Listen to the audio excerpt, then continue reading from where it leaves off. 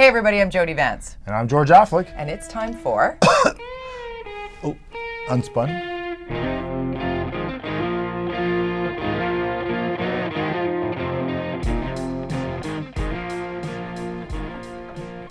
I'm staying away from you. Don't you know how to cough into your crooks of your arm? I know, I just let it run. Thanks. Spray it around in the room. Droplets I've everywhere. I've had a cough for a few months. Since I gave it to you. I know, I've had this thing forever, and it's a dry cough. It's really annoying.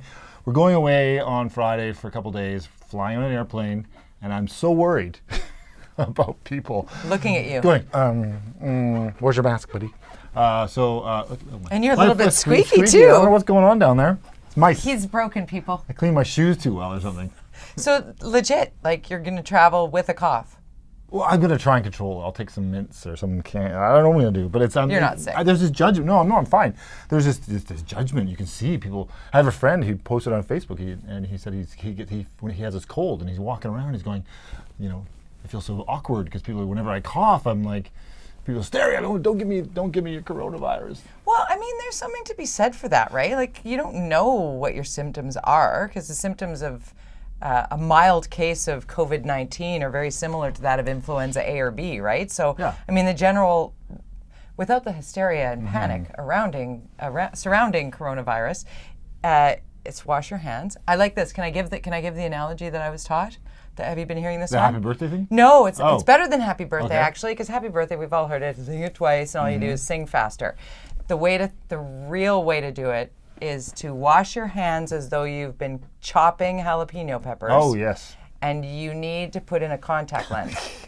Right? Doesn't that Hey, make you I've think done like that with you're... onions, but I've done that not with contact, but it's, I can imagine. You need to only do that once and then you learn. But like Right. you need to think of yourself as like Hawkeye Pearson MASH when you're, when they would Yeah. scrub, like that's the way we need to wash our hands. There's actually a really good video. Amanda, what was that video that you sent me this morning on BBC? It was a really cool video that was... Two doctors for a kids' news show. A kids news show. We'll put a link up on the UnSpun podcast channel, but it's really cool. They show you how to do the technique of how to wash your hands and how you scratch with your fingers like That's this. it. You got to get in and there. You got to do the thumb individually. Yeah. I'm going, okay, I wash my hands pretty thoroughly. I'm So always we're a gonna bit put of a germ freak, in at general. Twitter, at but, UnSpun Podcast on Twitter. Yeah, we'll put a link to at it. George Underscore. But anyways, washing hands is definitely and doing it right. Sometimes dudes are sometimes brutal. As you go to the bathroom, and en masse. you see these guys just like walk, do their business, and number two sometimes, and they just walk out, and you're like, ugh. They're gonna go to the bar and grab some peanuts off the bar, and you're like, people hopefully will learn. Yeah. To wash their hands There's some all of the that. time. There's some of that going on right now where people are like, "Really, you don't wash your hands enough?" Like, Yeah. I think being the daughter of, I say it all the time. My mom was a lab technician. I think being the germs. daughter of a scientist. No, she just drilled it into my head. There was just no, And I would visit her at work in the lab, and she would be like, "And now," and she would put on like the scalding hot water, and then of course I worked in kitchens, so going to culinary school, I washed my hands like 10,000 times a day. Mm-hmm. You just you get used to it. So, have you stocked up on toilet paper? Well, we have one of those bidets in our toilet, so we don't Do need you toilet use that? paper. You don't use toilet paper? Not in my bathroom. We have two bathrooms. This is the bathroom for me and the boys. This is actually a birthday present for Quinn. Wait a minute. He actually asked, or was it Christmas? It was. Anyways, he asked for this gift. We were in Hawaii on a vacation and we weren't staying in this hotel, but we ran into the bathroom and it had one of these toilets with a washing system in it. Yeah. And so he said, I want one of these for Christmas or my birthday, and so he got one. And installing it was hell, but it's amazing. It's amazing. And So you don't use toilet paper Well, when you you use use it to dry off. I was going to say, don't you eventually wipe? But it You rinses don't have to. down. It's got a blow dryer on it too. Man, I wish you could see Amanda's face right now. Not happy with me right now. It's what's going on here, except more, because she's married. A lot to of him. information. I am happy to share all The my bidet. Okay, so you're not stocking up on personal- toilet paper. So I went to No, but I did buy some beans and some tuna. Good. The last couple of cans of beans I could find on Prime, but because with cats, you get tuna we can eat and the cats can eat, so it's stock up on the tuna. You really do need a vacation. Do we need to start again? Can we start? No, I love this. Are you kidding me? This is gold, people. Call the Geminis. So toilet paper, you got beans, you got tuna. Now, did you have a full pantry before? So I should get toilet paper because I got the beans. Because you got the beans and the tuna. Like, you never know. You never know what will happen. Oh my God. So if you have a stocked pantry, if you are somebody who generally cooks, what you need is enough food for 14 days. And people are like, food and water. It's like, well, this isn't a natural disaster. We have taps. We're still going to have water, but people think, okay, well, food and water is an earthquake thing. Basically, if you have a good earthquake kit, you need it to be times 2 or 3. No comment. So you didn't, and now you do. Sure, let's go with that. Right? I have beans and I have tuna. Do you take any medications? I do. Do you stock up on your medications? Yes. Okay. How many days do I need? 14. Oh, okay, yeah. Right. Yeah. Okay, sure. good. I mean, it's aspirin we're talking about, right? That's a. Yeah.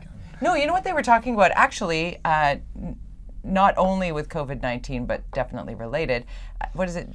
Was it last week that we were talking about this? 97% of Tylenol, of ibuprofen, is made in China. Like, stock up on your Tylenol because the supply chain is. We were talking about the fact that we did talk about the stuff that's stuck in China and stuck at our ports because of certain protests, but it's and the COVID-19 shutting things down. I mean, they've looked at the maps of China since they really did the self-quarantine. We're shutting down businesses, we're shutting down schools, we're locking down basically 100 million people.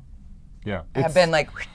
The emissions have gone down 25%. The influenza A and B has gone from spike, because this is the high season, to almost 0 because nobody's interacting with anybody. So you can really shut down and control some of these things with pretty extreme and as moves a service provider, for me and even for you as a broadcaster, there are ways to do our jobs remotely. In fact, today we sent out a letter. Amanda wrote this letter to our team explaining our situation and what everybody should consider these things. Prepare yourself to potentially work from home because you know what? Just because this is happening, the economy can't stop. We have to try and find ways to work around this. And as a company that can operate, remotely, we're trying to set it up so that that's possible. But a lot of companies in like restaurants and stores, you can't. Somebody's got to stock those shelves. Yeah. And you look at what happened this weekend with all the Costco's. I mean, it's crazy. They're just empty shelves. But I was at Costco twice last week. At the downtown location, they weren't empty and they weren't lined up. Wow. Like I literally had one person in front of me at Costco. It may have been the emptiest I'd seen it on my second trip down there. And the only reason I went to Costco twice is I was trying to buy a TV because our TV broke, so I was pricing them up. And a girlfriend of mine just moved into her new apartment and had absolutely nothing and said, "Can you take me to Costco?" Like there wasn't like, okay, we have to go, food security. You can't, you have to drive to a Costco. I don't know how people go to Costco and walk home with their stuff. It's like my block of cheese, which is like, So with all seriousness, the one big thing, again, going back to mom being a lab tech, thinking about how things changed for my mom in the lab when a new virus that would become known as HIV AIDS came into her work environment. She was the person who would take the petri dish and study what this person all of a sudden had. And I remember that was the day that I was no longer allowed into her lab. I used to go in and look in the microscopes and she'd show me this is what a staph infection looks like and this is what strep looks like and this which was really cool for a kid. But then all of a sudden it was like, nope, we don't know what this is. And I remember those protocols for mom and being a little bit worried once I started to understand what she was up against because she would talk about it. And then I'd realize, but you're actually in there. Like we have to think about the people who would knowingly go into a room with somebody who has tested positive for this and go into that room to care for them. Should you and I be stockpiling hand sanitizer and masks? No, we should make sure there are enough sanitizer. Those providers of the labs, the doctors, and the people who need the most. Put that in the front part of your thought locker. Just move it from, oh my God, I need to protect us, and put it like, oh my God, if we need those people, we want them to be in the best possible shape. Because if our nurses and our doctors go down, we're all in big, big trouble. Yes, but we have to remember, I mean, it's 2%, which is bad. They say now this morning was 3. But we also have to not panic. 3.4%. Yeah. No, it's not panic. No, but I mean, that's the kind of what's been happening with, these, even the stories and, they may be isolated, but it starts this momentum of panic that is not good. It's an epidemic of fear. That's what will get us. It's an epidemic of fear. Not the actual. You're right. Don't prepare for the zombie apocalypse. The Walking Dead is not happening now. And remember Spencer Fehrenbacher? Remember that guy? I was interviewing him on CKNW a bunch. Trapped on the ship? Yeah, he was really, really, really, really glad that he got an outside cabin, one of the balconies for his trip with his buddies on the Diamond Princess. And it was scary for him. Like the first time I talked to him, he's like, no, we're fine. We're just, being quarantined. And 6 days later, he's talking to me through a mask and saying, this is getting real. Like every day they're telling us there are more people. And that became like a petri dish. Right. An example of what not to do is what we've learned now for the cruise lines. So I guess he has a dual citizenship. So he was able to get out on the first flight with the US. So he went to California and just got out of quarantine. He's back in Vancouver as of today. We're taping early on Wednesday. He's clear. Did he ever actually have the virus? No. Oh. Interesting. Thank goodness. And he's really looking forward to hitting his favorite craft beer spot for a chicken burger and a stout, he said. So that's kind of cool. He's out in Fort Langley. Apparently there's someone in Abbotsford who's lost their ever-loving mind at the airport.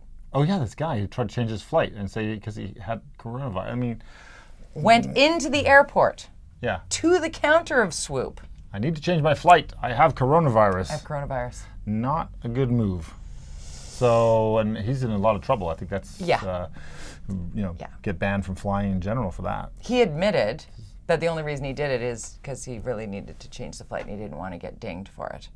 Oh, that's a great reason.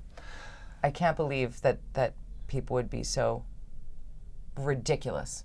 Yeah, it's out of, that's nuts. And, I can't. How do you even respond to that? It's like, what are you doing?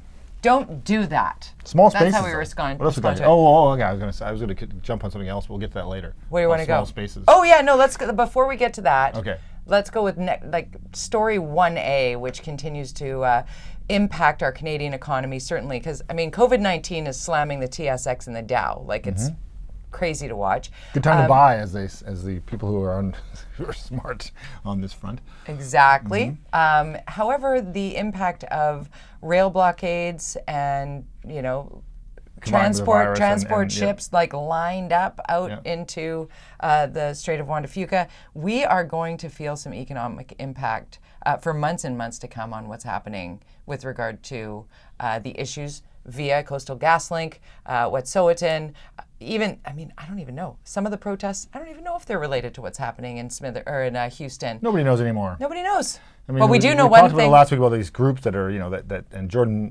from Global Armstrong has been getting a lot of heat for doing these stories and really focusing on the protesters and if you follow him on Twitter and the attacks he's getting for that. Because they identified one of the main organizers, Natalie Knight, who I've interviewed a couple of times on radio, who hasn't hidden the fact that she's not Canadian. She came here to go to school. A lot of different things. Protests a lot of things. Yeah. Numerous people do. As you've mentioned many times, some of the people at Oppenheimer Park are professional protesters. I know them well. Also in front of the BC legislature, same people. Also in front of Vancouver City Hall, same people. Yeah. So you said it, but Jordan's catching some heat. Yeah, so I think that but now we're facing this issue, and I thought there was an interesting story that Terry Glavin from National Post wrote about there was headlines of reconciliation, and some of the headlines were saying reconciliation is dead. Most of them were saying that, and I think the National Post was, this is not a reason for reconciliation to end. Reconciliation, the intent of it, and having been part of that process with the City of Vancouver, working with First Nations, really is about forgiveness and moving forward. Really, give a definition. Well, that's what it is. It's basically this shit happened, and awful. We're sorry. Now let's talk about, we're not going anywhere. None of us are going anywhere. Let's move forward together. Let's reconcile. And reconcile our differences and find solutions that works for everybody. And it comes with a very open and transparent process. That's the whole intent. And so, I certainly hope it's not dead, as these headlines are saying. I think this is making people less open to it on both sides, which is not good. But I think that the process of getting together and talking about these things in an open and transparent way, unlike perhaps what we saw happen in North with the agreement that they've come up with, which they're getting a lot of heat for that being completely opaque. So let's talk about that. So that's the Wet'suwet'en hereditary chiefs, elected chiefs, matriarchs, the provincial Indigenous MLA, and then the federal minister and the provincial minister. Yeah. Of Indigenous negotiating Crown all weekend. And something affairs. It's a really long title. Yeah. But certainly the people specific to this who could. Yeah, and I'm sure who could I would hope discuss there were some experts in the room that we don't know about. That's what I'm trying to say in a very backwards way. But the people that were in the room apparently were the ones that could deliver on a promise if a promise need be made. What we are seeing, from what I understand, I talked to Keith Baldry about this when it came down, that it's like a deal of no deals. Basically, any deal made would not be retroactive. So Coastal GasLink back to work, RCMP back to that service road just east of Houston. What is it, Highway 16, Highway 19? So they paused all of that while they had the 3-day meetings as promised, but that is continuing forward, and the Coastal GasLink people are like, it is on schedule. It will be up and running for 2023, period. And they have the injunctions in place, and the Premier has said they will uphold those injunctions. But this particular meeting, what the Wet'suwet'en are now thinking about and going and mulling over with the people, and what any agreements moving forward might impact future projects, is my understanding. So nothing really about what it was supposed to be about. It could impact them in a positive way. The problem is we don't know. We don't know. We don't know what's in this agreement. We're unspun. And Don't the obviously the opposition, the BC Liberals, are saying hello. I mean, this is the kind of thing you usually I would think would bring in some capacity to an in-camera meeting at the legislature and say, this is what's happening. You got to Certainly think they're doing parts that, of it aren't they? should be presented to the public. Yeah. Right now, it's a bunch of politicians, some staff, and the Wet'suwet'en people know what this deal is, and they're up there looking at it, and will come back with whether or not they support it. And then both governments have said, if they support it, then we support it. But what if we don't support it? What if the general public or the BC Liberals and the Green Party, I don't even know, say no, this deal's not right. I mean, the chances of it happening are slim, but what if that happens? I mean, there has been no public consultation at all, so the consultation will happen after the fact, and I think this is one of the challenges that a lot of people have with government in general, and this is why there's so much, skepticism about trusting government, and is that they feel like the process is backwards, that deals are made in closed doors, whether they be with First Nations or developers or whatever, whomever. And then you come out and you announce these deals, or you have a rubber stamp process. Yeah. And you work backwards. This might be the greatest deal in the world that they come up with. I don't know, but the process is now tainted in a way that because there was no transparency of any form. And the blockades didn't come down, and the ships are still lined up out there, and the goods are not happening, and the port's still impacted, and you would have thought they would have said, can you at least come out and say, please, blockade people, go And they said, go that's home. not our place. Well, they're okay, but it would have helped. It would have helped. Well, it's certainly not helping John Horgan's position. He's down, 10 points? Yeah, so I wonder if it's John Horgan's going, I should have called that election in October. What was I thinking? I mean, you've got the combined the virus, you've got the blockades, and you've got probably a budget next year that's coming in at probably $1 billion deficit. It's not ideal to go into a campaign where, unless those two things are solved before the next election, but the chances of them finding a sort of solution. And you got the taxi lobby pissed off in Surrey, which is a big problem, and you don't have a Newport-Man bridge. The BC Liberals are looking at 3 or 4 ridings, and they're putting all their energy in those ridings to flip those to get to get that majority. So it'll be interesting. So maybe they'll. I do have to say, while John Horgan may be suffering because of basically what is a chaotic news cycle, what is happening and affecting and impacting citizens here, I'm really impressed with Provincial Health Minister Bonnie Henry and Adrian Dix. I have to give them both. And Adrian Dix came in and chatted with me for a good solid half hour in studio and was very, available. He always is. I got to say, in terms of communication-wise, he's not the easiest person to clip. And, he admits that. Give him the beginning, middle, and end. Brevity. But Bonnie Henry, every single day, we're getting a very calm update. And that's who, I don't want politicians telling me about a virus. And there was actually a clip of that I watched this morning from I don't know who, he's the head of a soccer league team in England. Okay. And I didn't see this. Sorry, I should have remembered it. I forget who it was. He's within the British Football League, and one of the reporters asked him in a scrum afterwards. Here, hey, what do you think about? What are you guys doing about this virus? What are you guys going to do? He's like, this is not my place. I'm a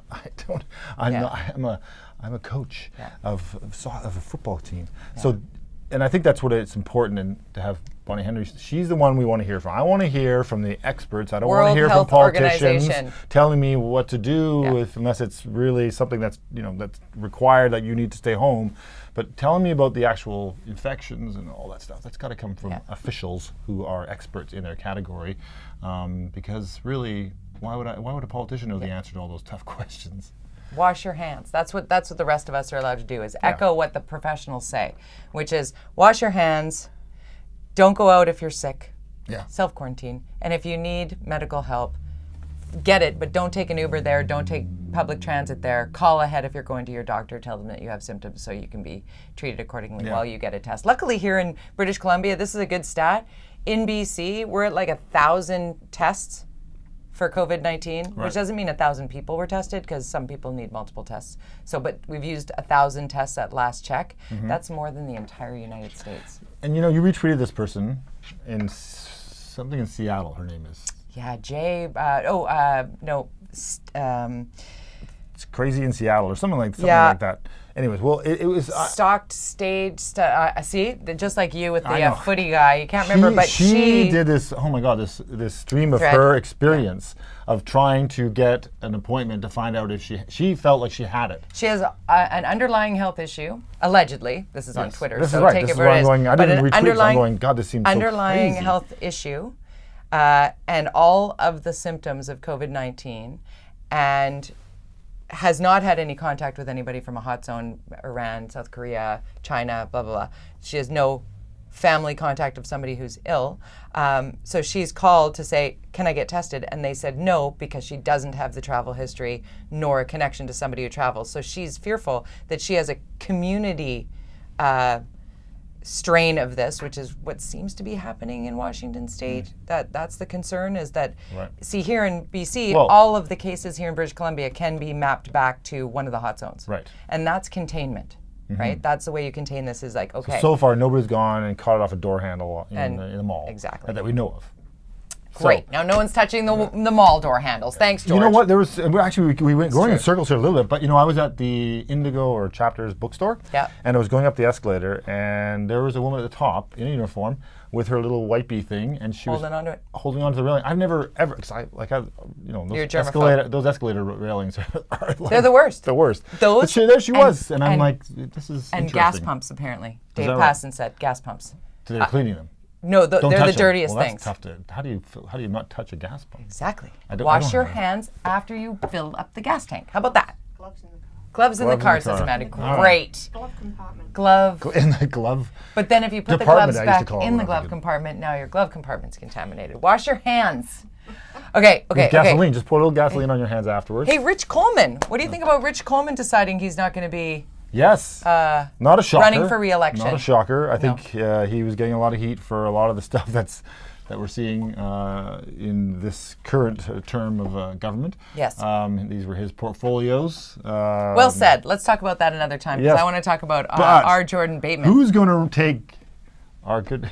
Did you see that thread on Twitter? Jordan, are you running? Langley supporter. Are you running in Langley? Jordan Bateman. We're calling it now. We're calling it now.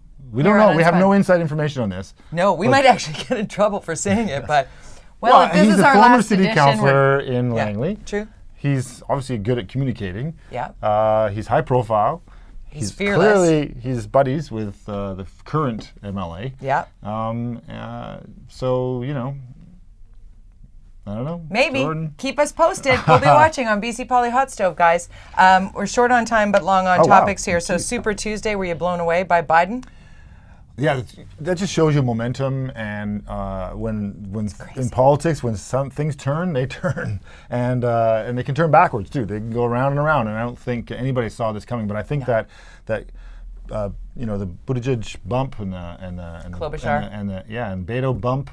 All the B bumps. It really shows you how you can, because he's spent no money in Texas, zero. He spent like $10,000 on advertising, and meanwhile, his opponents spent millions. And Bloomberg spent $500 million. He's out now, and he's put his support behind Biden. So this is a huge deal, and of course, because Biden was struggling, and that's what people said. Why Bloomberg came in is like, well, it's not going to be Bernie, because Bernie will lose to Trump, was what Bloomberg was saying. So I'm going to come in, I'm going to take that Biden train, and I'm going to drive it. Now, Biden's back in, so he's like, okay.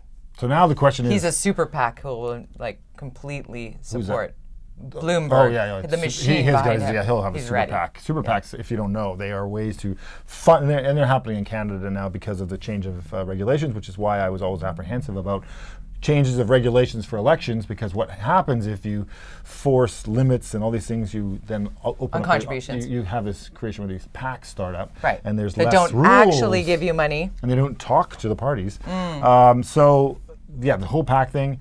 But also, it's what's interesting will be what was Buttigieg waited a day before he said he was supporting Biden. What kind of horse trading is going on behind the scenes? Barack Obama talked to both Amy and Mayor Pete. So it's like, get out, buddies. But have Actually, they negotiated right after- VP? or a spot. Or minister? A spot. Yeah, spot. So it's really. I don't care as long as there's no Donald Trump anymore. Oh, now you're going to get heat from Twitter on Sorry, that one. go ahead. I'm so... Donald Trump just blamed Barack Obama for the lack of testing for coronavirus. I can't. I can't. Too many sparkly things there. Adrian Crooks, Room Without Windows. What do you think on this? You have opinions. I have opinions. There's a lot of, he's getting a lot of heat online. Explain it a various bit things. So it's actually an idea that's coming to City Hall, which is allowing developers to build buildings that have bedrooms on the sort of inside with no windows. We have a few of them already in loft apartments, for example. And moving walls. Yeah, and so you have these bedrooms that are on the inside. You have windows on the very ends. The bedrooms sometimes in the middle, and you have glass walls or whatever. Yep. And so they already exist, but this is sort of making it possible for families to have 2 bedrooms. I live downtown, and so I'm lucky in some ways. I have a 3-story townhouse, but it's literally 300 square feet on each floor, and so 50% of our space is taken up by a staircase. So we've been very creative with our space with 3 kids, and we've managed to create bedrooms. They all have windows because it's a townhouse and the way it's so small, but so we have windows. But I swear to God, and I've said this in council. I said I have 2 boys. And I don't even think my daughter. I don't even think they know they have windows in their bedrooms. I swear to God, my boys have never opened their curtains. And if I did, they'd be like, what is that? Close it. I'm gaming. Yeah. I always have to open Brady's too. It's so, Yeah. I mean, and so, Boys. and so my argument is like, why not? If we can get more, I live in a very small space with a family, with a big family, really. And I think that it made it I wanted to live downtown, so I chose this lifestyle. Yeah. And I think if we can make it possible, I want my kids, I don't want them to be in the bedroom all the time. I want them in the communal space. I want them in the family room. I want them, if we're going to watch TV, we want to watch it together. I want dinner around the table together. We all are together. So if you give them terrible bedrooms that they don't want to hang out in, then they should be hanging out with you. Yeah. That's my opinion. I totally agree with you on that, and I too love let's just hang out together. Even if we're doing different things, let's do it all in the same room. I, however, cannot handle no window. I'm so claustrophobic. I just have can't. to pay $100,000 more for those rooms. I'd be fine with. I actually helped a friend of mine who needed to get creative with a small space, took what would have been sort of a walk-in pantry closet that was certainly large enough for a Murphy bed. And that's where one of her 2 kids, because they were just at the age where a boy and a girl, they didn't want to share a room anymore. And it was like, whoa, what can we do here? And, barn door, creative, whatever. And yeah, it totally worked for them. It's not for everybody. It's not for everybody. But if it's for somebody, why not do it? Yeah, sure. And don't argue, they can't jump out of the window if there's a fire. If you're on the 40th floor of a building, having a window or no window, you're not jumping. Hey, living downtown kind of has a little bit of relevance with my middle this week. It's something that you and I have talked about a lot. And it actually was Brent Totteran, a former city planner, who brought it sort of out into the forefront that his kid, after having moved into this downtown spot, he's in Crosstown catchment. Yep, so next to Yaletown. Right? So that's what made me think of it as close to you. Yep. And so now his child is at kindergarten age and Can't get into can't school. get in because it's lottery. And I looked, I interviewed him and we talked about it, and I thought, oh God, that's awful, because I moved into the area I moved into for the catchment, which was sort of where my family grew up, and paid a premium to be there and whatever. If I had found I couldn't get into it, I would have been pissed as a parent. But then I went one step further and I looked up my son. My son's in grade 7. Yours is grade 6, right? Yes. Right. So we got 12-year-olds, 11, 12-year-olds. I can't imagine going to Brady's kindergarten at the school that my dad went to and being somebody where they're like, oh yeah, you're in the catchment, but we got 15 too many kids, so yeah, you're going to have to go to a different school. And explaining that to Brady. It's like, but schools are right there. And his best friend, he's been hanging out with for years and years, is going to be sitting in that kindergarten class. They're never going to have that opportunity to rewind their lives and enjoy that magical moment So what's the again. solution? What you've always said, don't wait until the whites of their eyes. Build the school. Schools, flexible use of space. The school to start with, that it becomes a senior center, then back to a school or whatever. Make it possible. Why not take a classroom? Make it a daycare if you don't need it. I don't know. George Affleck for mayor. Sorry, no. He keeps telling me that's a pipe dream. I'm going to keep saying it. But you're right. First and that's Jordan what Bateman, now me? What next? I'm going to get everybody into politics, and Jody then I'm going to be Vance sitting for here. premier. Right. Hold on. Prime Minister? Will I have to get like a Christy Lieutenant Clark, Governor. a Christy Clark Bob? I ran into the Lieutenant Governor did you? last week, just wandering around in Olympic Village, and there she was, and I said, hello. That's And cool. she's so I don't nice. think I could do politics. I say what I think too much and show exactly what I Isn't that think what on my face. politicians? Oh, no, they're not supposed to. No. But that's it for us too, because we're UnSpun Podcast. Make sure you follow George _ Affleck, at Jody Vance, at UnSpun Podcast. And of course, you're reading at the Orca BC. Go to theorca.ca, read the columns. And we'll put all those links that we talked about today up onto all the things we couldn't remember. We'll put Have them fun all on your on trip. Spun. I'll wear a mask next week. No, I won't. See you Bye. later.